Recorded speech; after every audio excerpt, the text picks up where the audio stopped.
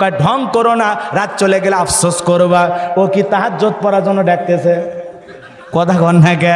3:30 এক কুড়িগ্রামের মহিলা আমাকে ফোন দিয়া বলে, হ্যালো তুমি কে? সোহেল। আমি বললাম না, আমি একটা হুজুর মানুষ। যুবক রে, দুনিয়াতে একটা মহিলা যদি ভুল করে রং নাম্বারে মিস কল দেয়, মহিলার কণ্ঠ পাইলে তুমি আমি পাগল হয়ে যাই। কথা কন। একটা মহিলা যদি ভুল করে মিস কল দেয়, ওই মিস কল পাইয়া তুমি আমি পাগল হয়ে যাই। মহিলা বলে, ভাই ভুল করে মিস কল দিয়েছিলাম, আমারে মাফ করে দেন, সরি। কয় সরি করলে হবে না, আমার ঘুমান্ত ভালোবাসা জাগ্রত করলি, নিভানো আগুন জ্বালাইলি, এখন ভালোবাসা দিবি কিনা বল, করিস না কোনো ছল, আমি তোর প্রেমে এখন হাবুডুবু খাইতেছি। কথা কয় না কে? যুবকেরা তখন পাগল হয়ে যায় ওই মেয়েটার জন্য। কথা কন না কে? মেয়ে বলতেছে, তাড়াতাড়ি করে বল আমাকে ভালোবাসবি কিনা, নইলে তোর জন্য আমি মরে যাব। বিলেট দিয়ে হাত কাটে, পা কাটে, সুসাইড করে, ফ্যানের সাথে ঝুলে পড়ে। এরকম পাগল প্রেমিক আছে না নাই?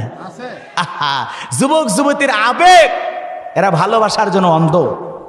আল্লাহ যেন যুবকদের হেদায়েত দান করে, জোরে বলুন আমিন। বিয়ের আগে কোনো অবৈধ প্রেম ভালোবাসা করা যাবে? চরিত্রহীন মানুষ এগুলো করে, যাদের রুচিতে সমস্যা তারা এগুলো করবে। কথা বলেন ঠিক কিনা? এই যুবক, তোদের পায়ে হাত দিয়ে অনুরোধ করে বলে যায়, এরকম পাগল পারা হওয়া যাবে না। রাত 3:30 এক কুড়িগ্রামের মহিলা আমাকে ফোন দিয়া বলে, হ্যালো তুমি কে? সোহেল। আমি বললাম না, আমি একটা হুজুর মানুষ। কয় ঢং করো না, রাত চলে গেলে আফসোস করবা।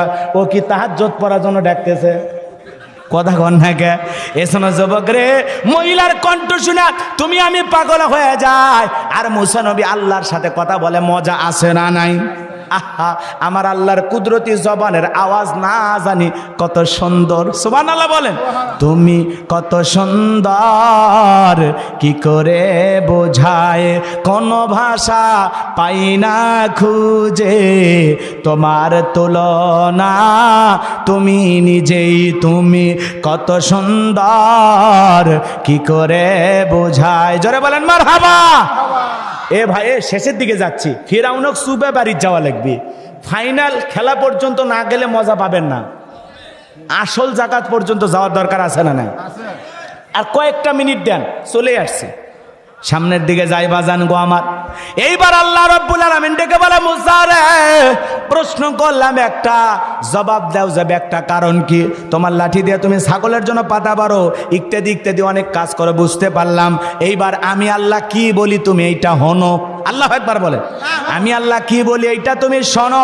এরপরে আল্লাহ রাব্বুল আলামিন বলেন, কলাল কিহায়া মুসা। আমার আল্লাহ ডেকে বলে, মুসা তোমার হাতের লাঠিটা তুমি এইবার নিক্ষেপ